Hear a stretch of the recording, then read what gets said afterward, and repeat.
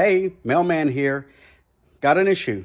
My last video you saw where I changed out the thermostat housing with the thermostat and the temperature sensor in order to hopefully solve the overheating issue, the random overheating issue with this. So backstory, my coworker had this 2016 Ram Promaster City, and she just got it from another carrier who's no longer using it. Long story short, got a government provided vehicle, wasn't using this. Her vehicle was involved in an accident. She needed another one, got this. And so it started overheating the very day one. And she took it to a shop. They found some leaky hoses and did that and said, issue solved. So she put it back on the route, overheated again. But this time it took about an hour and a half for it to overheat. And then she let it sit for a few minutes. She cranked it back up and never had another overheating issue again. So that's weird, okay? So the auto shop said, well, it may be the temperature sensor is acting up, or maybe the thermostat, but they didn't fix it. So she let me know, and I said, let me take care of it. I'll replace it, and that's where you saw that video. Well, she put it on the route today, and 10 minutes into the route, it overheated. So my coworker called me and said, Brian, it's overheating. I said, where are you? Well, I was only about 2 or 3 blocks from her, so I whipped right in there off of my route and found her, and it was hot. It wasn't boiling. Praise God, it wasn't boiling. But it was definitely hot. The temperature peg was all the way on hot. The red light was on. It was dinging. So she shut it off. I told her, hey, turn it on, but don't have the engine run. So, and what I was checking for is to see if the fan was going to kick on. Like, Brian, wouldn't you check that to begin with? I did. And so did that shop. And whenever we tested it out, the fan was working, okay? And so I went out there. She put it to on, means power on to the system. The fan was not working. So I said, hey, go ahead and crank it up. So she did. It's still all the way hot. That fan should have kicked on immediately. And I thought, what in the world? So I reached down and hit it. It came on. So that's one or two things. Either the fan is wearing out, the bushings are, acting up, or there's something wrong with the wiring. So, you know what? We're going to solve this once and for all. I am going to cut the 2 wires that lead to the fan motor. I'm going to put a relay into there. And that way, whenever she turns the engine on, the fan turns on. Whenever she turns the engine off, the fan turns off. And you're like, well, isn't that going to wear the fan out quicker? Yeah, it will. But after 17 years of delivering out of my own vehicle, a cooler running engine is better for a mail route because even though you may get up to 35 miles an hour, even 50 or 60 like I do on my route in long stretches, most of the boxes are just, 20, 30 feet away. You're not going to build up that much speed. And in the data, it shows that my creep, they call it creep, when you're going box to box, the average speed is like 17 miles an hour. You really need to be going about 35 for this engine to have enough wind to go through the radiator to keep it cool. So that being said, I'm going to just get all the issues out. I don't want her overheating again because overheating is bad. It causes warp heads, bloat head gasket. Thankfully, that has not happened to this. So we're going to take care of that. I'm going to put this relay in line. I'm going to find a ignition on fuse where I can tie this into, and it will run that way. She won't overheat. And I'll just, now this is just for anybody who's going to deliver out of their own vehicle. Every so often, look over and see what that temperature gauge is doing. You want it, you're learning where your vehicle likes to sit, but most of the time they like to sit about halfway. Just keep looking over. And if you see that thing creeping up, listen to see if you hear the fans kicking on.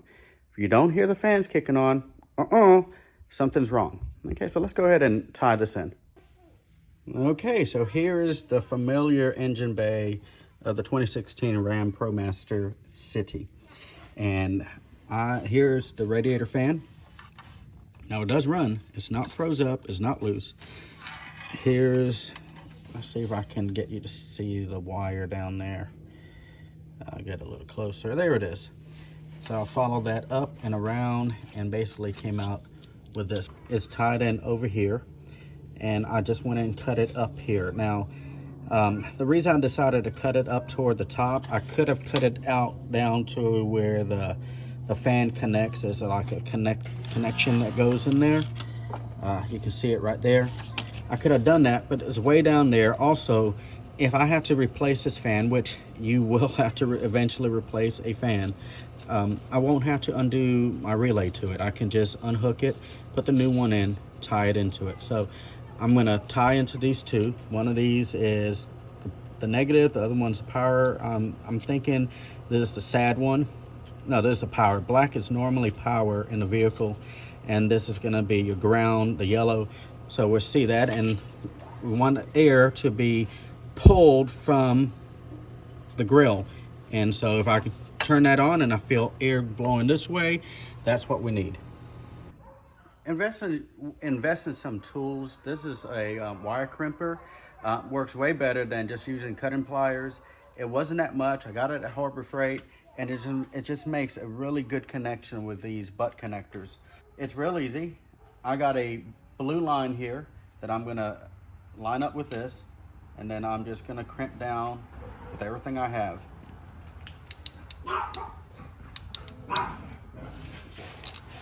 And look at that beautiful connection there.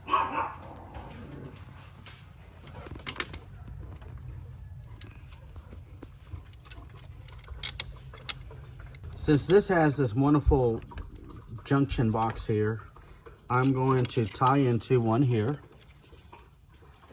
and that's where I'm going to get my power supply for the fans. If I could just get it on there just right.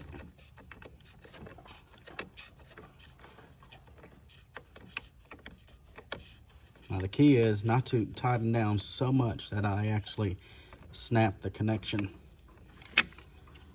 And where's my tool?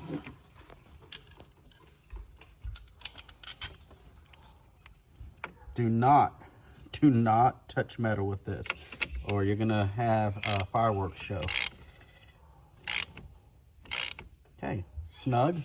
It's not gonna go anywhere. I'll be able to bend that down and just keep this from rubbing on anything. Now, just a heads up, if you're using a fully metal tool, like most ratchets are, and you're touching something that is got power running to it, as this positive side connection box here, junction box, when you are touching it, try your best not to ground out on any metal or the negative post, because if you do, you're gonna have a fireworks show. So I need to find out which is what on this. And where's my wire? Here it is. Most of the time, well, almost all the time, but you never know, black on an automotive system is normally hot, and then the other color, if it's a 2-wire system, it's going to be the ground. So I'm going to assume that black is hot. So I'm just going to temporarily use a wire nut to put these two together, because what I'm going to do is once I got it the way, to test it out, I'm going to touch it to the battery terminals and see which way the fans run. And this one here. Make sure I get all the wires together.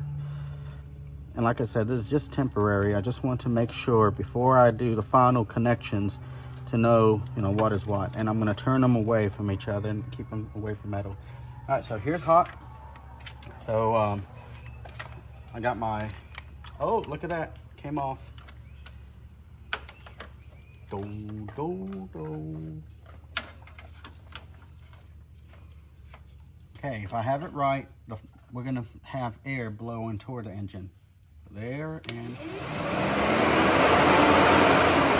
no, I was wrong.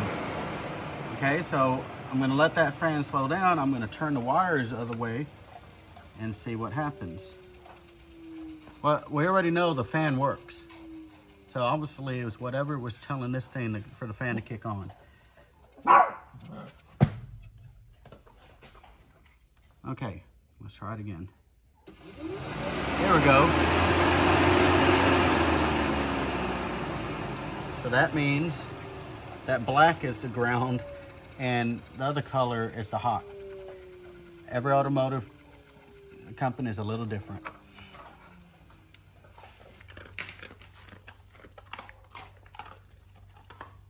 All right, so now I got the relay all wired up. If you come over here, I'll show you what I did. And every relay is most relays are similar. So first of all, you find your power, which is your red wire, and you saw me hooking that up. I went to this power distribution block here, tied into it. So that's gonna actually supply the power to the fan. Now, you're gonna wanna stay with at least the same size, same gauge wire that comes with the relay, if not bigger. You don't wanna step down, that'd be too much of a strain. So this is actually the same size as a 12 gauge, and I got it tied into the power distribution block. Second wire you're gonna need to look for is the ground. Now you're gonna have the ground from the relay. You find a ground on the vehicle, or you can ground it right to the battery, and that's what I did here. Now then you're gonna always have like an extra wire for like an additional fan. I'm not gonna need that. Then the blue one, now you can use either green or blue. I decided to use blue. That ties directly into the positive side of the fan motor.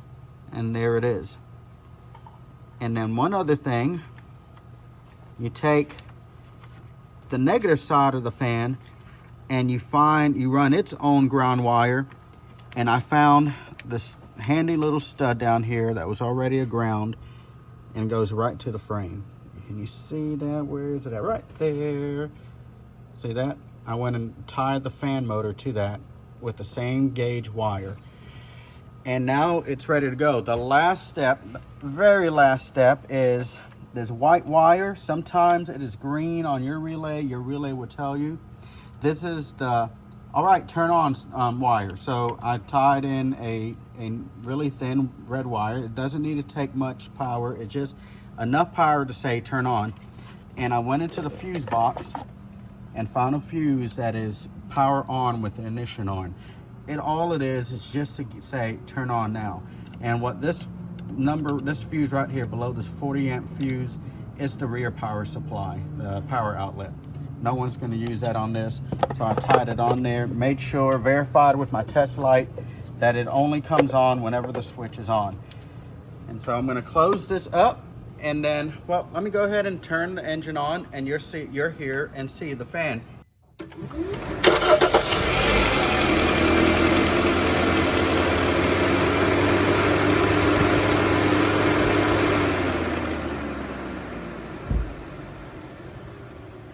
Now there you have it. The fan kicks on whenever the engine is on. Actually, whenever it's switched to on, and the fan will start moving. Now, I personally don't like to hear the fan constantly run. At the same time, when you're having an engine that, when you're going to stop and go, stop and go, stop and go, especially on a mail route, hearing that fan running is a sense of ease of mind, because you know you're not going to overheat. So that's what this is going to be. She has broken down way too many times with it overheating.